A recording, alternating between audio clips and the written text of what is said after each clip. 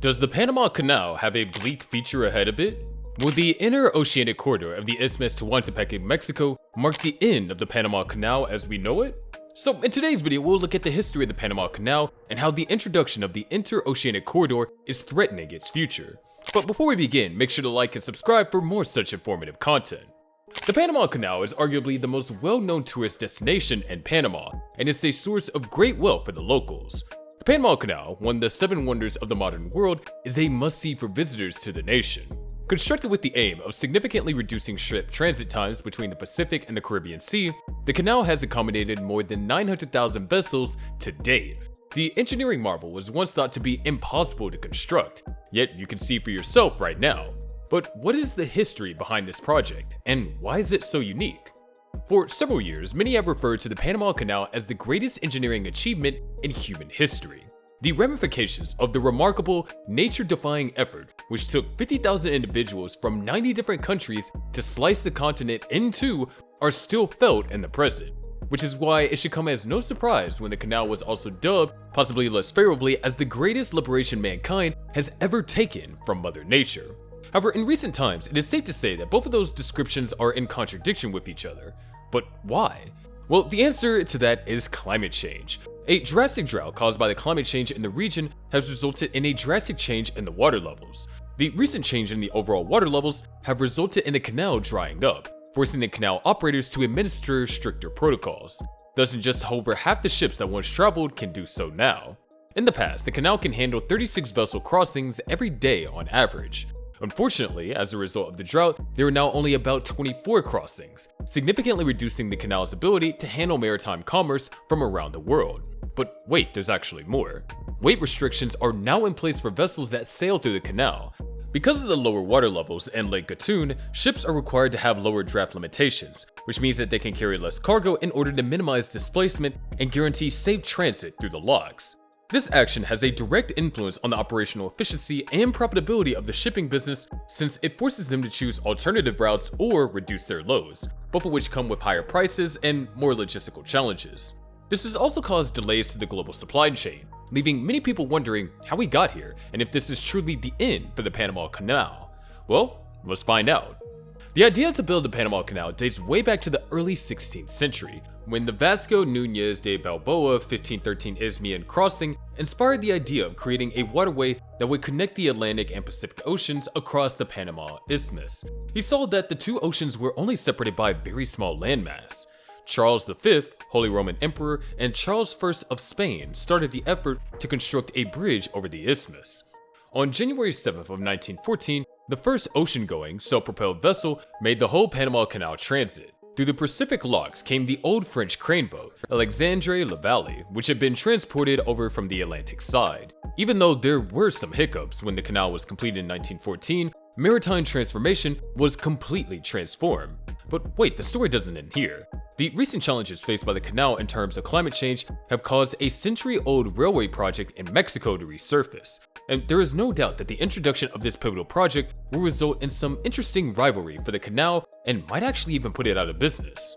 Now, it's probably time to learn more about this mystery project, fittingly named the Interoceanic Corridor of the Tehuantepec Isthmus. First of all, we already know that the Mexican government is reviving this 300-kilometer railway line as a substitute route for travel between the Atlantic and Pacific Oceans. But what exactly does this project entail? This enormous undertaking is intended to rival the Panama Canal, which has been experiencing difficulties because of a drought brought on by climate change, which has reduced water levels and made operation challenging. The idea of a direct route connecting the two seas was first inspired in the 1800s by the need for a quicker and less expensive alternative to the treacherous and difficult journey across South America. In order to produce a more effective substitute for sea transportation, this 300-kilometer railway project intends to revitalize existing rail tracks, build new ones, and develop infrastructure including roads, airports, and industrial parks. President Porfirio Diaz officially opened this route in the 1800s, linking the Atlantic and Pacific Oceans, enabling substantial commercial movement up until the Panama Canal construction. Mexico's strategic goal for economic development is highlighted by President Andrés Manuel López's proposal in 2020 to boost southern Mexico's economy by exploiting the corridor's closeness to the Panama Canal and enhancing the land-based route. With the potential to replace the Panama Canal for some cargo types, the corridor seeks to expedite the transfer of cargo from ships to rail and back to ships. The corridor aims to increase regional economic growth, job opportunities, and worldwide trade by updating infrastructure, growing ports, and placing industrial parks and airports strategically along the route. But it is important to remember that the Panama Canal now handles 4 million cargo containers yearly, compared to the interoceanic corridor's goal of handling up to 300,000 containers annually. So, is the dominance of the canal truly threatened by the Mexican project? Let us know your thoughts in the comments below. But the recent challenges faced by the Panama Canal have opened up the forum for a wider discussion. It has highlighted the critical need for more diversified global trade routes and transportation options. And I think that we can all agree that depending too heavily on a single choke point like the Panama Canal makes international supply chains susceptible to interruptions. Thus, it is high time that we address this issue head-on and fund other alternatives. There are several strategies that can be explored. In addition to looking into maritime options, investigating other means of transportation like air freight or overland rail may be able to lessen the strain on the Panama Canal in emergency situations. I think it's high time that we don't put all our eggs in the same basket and invest in a diverse set of transportation modes that can make international supply chains more durable and resilient to potential changes that may occur in the future. However, we must remember that these efforts may not be enough on their own, but these efforts coupled with addressing and combating the root cause of the water crisis in the Panama Canal region can help us in the long run. But what exactly does this entail? Well, to begin with, it would be in everyone's interest if we address and tackle the underlying issue of climate change and the resulting drought. This can be done by investing in sustainable water management practices, improving regional rainfall patterns, and mitigating the effects of climate change, which will in turn help ensure the canal's long-term viability. Through the implementation of a multifaceted strategy that includes funding infrastructure initiatives like building new reservoirs and putting cutting-edge water management systems into place with the goal of improving water conservation. For instance, new locks added to the canal during its 2016 enlargement are intended to conserve water by recycling it during the filling and emptying procedures. In addition, the ACP is thinking about more drastic measures, such as building desalination plants to augment freshwater supply. Desalination, however expensive and energy intensive, may offer a vital defense against subsequent droughts, guaranteeing the canal's continued operation as well as the water security of the nearby villages. The difficulties that the Panama Canal is facing serves as a metaphor for a larger problem with the resource management and climate change that the global logistics sector is facing. The effects of the drought go beyond the maritime sector. About half of all maritime traffic in the world passes through the Panama Canal, which is not only an essential conduit for worldwide trade, but also a major source of fresh water for the country's people, especially the Panama City metropolitan region. Millions of people's access to fresh water is at risk due to the water crisis, which also presents significant socioeconomic and public health issues.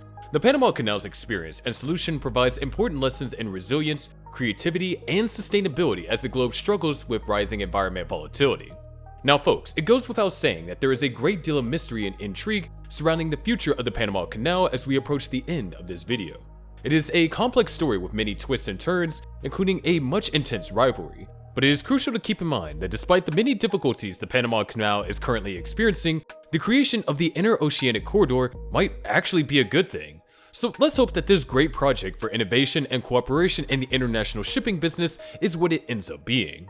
Thank you guys for watching, and let us know in the comments if you enjoyed this video. Hope you are now well informed about the Panama Canal crisis. But did you know that the Suez Canal also has a threat? Make sure to watch this video to find out the new threat to the Suez Canal and if global trade is in danger.